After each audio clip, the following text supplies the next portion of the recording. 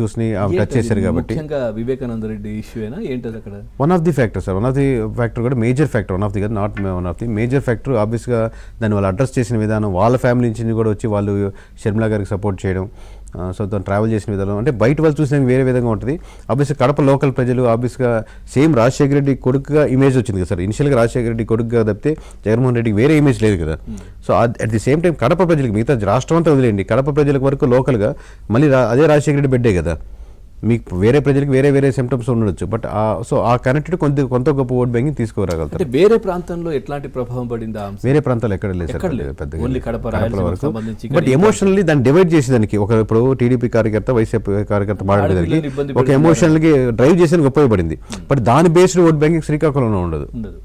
One of the layer గా ఉపయోగపడుతుంది. Garnishing ఇబ్బంది పెడతా ఉన్నారు, వీళ్ళు తిరుగుతున్నారు రోడ్డు మీద, ఫ్యామిలీనే మీరు ఫ్యామిలీసే సపోర్ట్ చేయట్లేదు కానీ స్ట్రాంగ్ గా వాదించడానికి ఉపయోగపడుతుంది.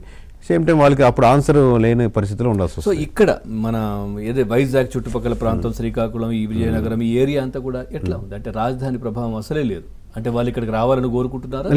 లేదు కోరుకోవట్లేదు. అది కనెక్ట్ చేయలేకపోయారు మీరు. ఫస్ట్ ఆఫ్ ఆల్ కనెక్ట్ చేయలేకపోయారంటే అదేంటి అడ్వర్టైజ్మెంట్ అంటే సమ్వేర్ సంహౌ మీరు జొప్పించాలి కదా ఆ పార్ట్ని, దాని అంశాన్ని జొప్పించగలిగితే వాళ్ళు ఇంకొంచెం తీసుకుంటారు. మీరు దాన్ని అడ్వర్టైజ్ చేయగలిగితే ఓన్ చేసుకుంటారు దాన్ని, ఇది మనది అని. ఇప్పుడు నిన్న తెలంగాణకి ఒక సాంగ్ రిలీజ్ చేస్తే దాన్ని అడ్వర్టైజ్ చేయగలేరు. మామూలుగా ఓన్లీ రేవంత్ రెడ్డి గారు ఇంట్లోనే పెట్టుకున్నారు అనుకుంటే సాంగ్, అది ఎట్లా చేస్తుంది ప్రజలకి? సో ఒక కాన్సెప్ట్ మీరు రివీల్ చేయాలనుకున్నప్పుడు ఇది మన నేషనల్ యాంథమో లేకపోతే స్టేట్ యాంథమో ఏదో అనుకున్నప్పుడు, లేకపోతే ఇదే క్యాపిటల్ అనుకున్నప్పుడు ఫస్ట్ మీరు ఓన్ చేసుకునేటట్టు వాళ్ళు కనెక్ట్ చేసుకుని ఇది ఇలా కట్టబోతున్నామని ఓన్ చేసుకునేట్టు చేసుకుంటే వాళ్ళు ఓన్ చేసుకునేవాళ్ళు.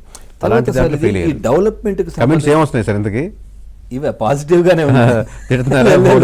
ఇంకా అన్ని మిక్స్ ఉంటాయి కదా. అదే ఒకసారి జనరల్గా ఈ ఏదైతే డెవలప్మెంట్కి సంబంధించి మనం చూస్తే కనుక మొన్న రిమాండ్ తర్వాత, చంద్రబాబు నాయుడు గారు రిమాండ్ తర్వాత పూర్తిగా ఇప్పుడున్నటువంటి యూత్ కూడా అంటే వాళ్ళకి ఆయన గురించి తెలియని వాళ్ళు కూడా ఏంటినే ఏం చేసిండ్రు, సో హైదరాబాద్లో ఏం చేసిండ్రు, దానివల్ల ఏం జరిగింది, తెలంగాణకి ఏం జరిగింది, తర్వాత అక్కడ ఉన్న ఉద్యోగాలు ఏమొచ్చాయి, ఇవన్నీ కూడా సెర్చ్ చేసే ప్రయత్నం జరిగింది చాలా.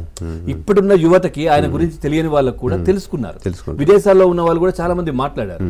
సో ఇప్పుడు ఆంధ్రప్రదేశ్లో అట్లాంటి డెవలప్మెంట్ ఎక్కడా లేదు. ఈ 5 సంవత్సరాలు ఒక పరిశ్రమ వచ్చిన పరిస్థితి లేదు, ఏమీ లేదు. సో ఈ కంపేర్ చేసుకున్నారా మీరు? గ్రౌండ్ లెవెల్లో వెళ్ళినప్పుడు ఈ అంశాలు ఏమైనా చర్చకు వచ్చాయా?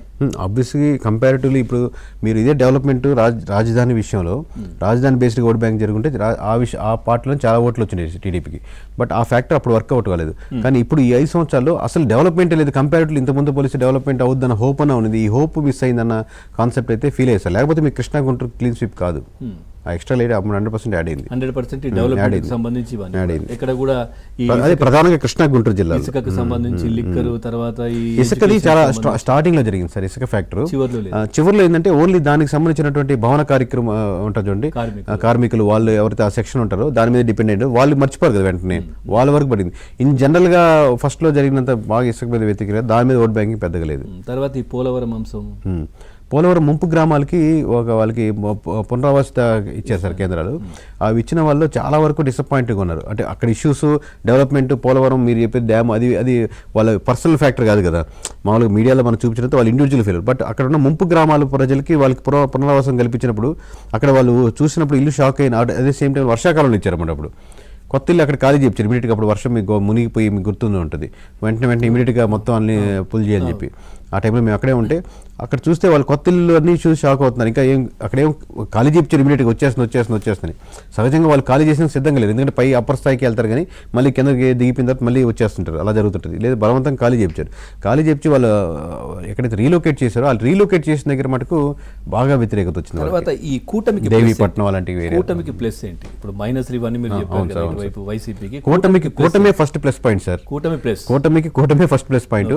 అలాగే ఇందా చెప్పినట్టు ఒకప్పుడు ఇచ్చారు కదా బీజేపీ ఎందుకు, ఇదెందుకు, అదెందుకు, బీజేపీ సార్ ఇందా చెప్పినట్టు ఇనిషియల్ గా కమ్యూనిటీ పరంగా డిసడ్వాంటేజ్ ఉన్నా కానీ ఎక్స్ట్రాలో ఏంటంటే ఫస్ట్ బీజేపీ రాగానే వాళ్ళకి ఒక ఆర్గనైజేషన్ స్ట్రెంత్ లాగా బ్యాక్ ఎండ్లో వస్తే ఎలా ఉంటుందో అలా వచ్చిందనమాట. ఓవరాల్గా రకరకాల అంటే డిఎస్పీలు లేకపోతే ఎస్పీ క్యాడర్లో వీళ్ళకి ఫేవర్గా ఉండడం, ఆర్గనైజేషన్లు రకరకాలుగా ఉన్నప్పుడు తిరగడానికి అడ్వాంటేజ్, ఇన్ని రకాలుగా ఒక స్ట్రెంత్ అనమాట ఓవరాల్గా చేయడానికి.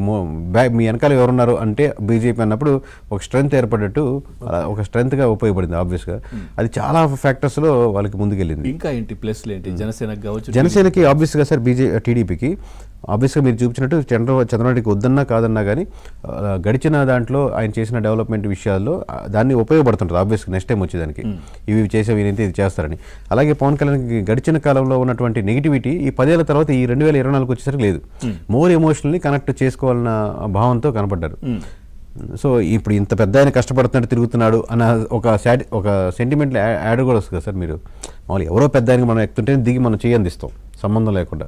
సో అలాగే ఒక ఎక్స్ట్రా హ్యాండ్ ఆయన వైపు మళ్ళీ దానికి కూడా ఆస్కారం అయింది. అదొకటి ప్లస్ ఆయన చెయ్యి అందించకుండానే ఎక్కడికి పడితే యూత్ అని చెప్తున్నటువంటి అతను చాలా ఇబ్బంది పడుతూ పబ్లిక్ లో ఉన్న పరిస్థితి, ఇది కూడా ప్లస్ మైనస్ అయింది. ఎందుకంటే చాలా మాట్లాడుకున్నారు కదా ప్రచారాల్లో కూడా. అంటే మైనర్ ఓట్ బ్యాంక్ అబ్జర్వ్ చేసిన ప్రధాన అంశాలు అయితే ఇవి మెయిన్ ఇందా చెప్పినట్టు. రైట్, ఫైనల్ గా సార్ ఏం చెప్తారంటే పూర్తిగా మీ సర్వేకి సంబంధించి ఇప్పుడు ఆలోచన చేస్తా ఉన్నారు. ఎందుకంటే మీరు 2019లో ఇచ్చింది కూడా ఎగ్జాక్ట్లీ ఒక్క నంబర్ తేడాతో అక్కడ కొట్టేసింది కాబట్టి సో ఎట్లా ఉంటుందనేది అడుగుతా ఉన్నారు. ఏం చెప్తారు ఫైనల్ గా? 100%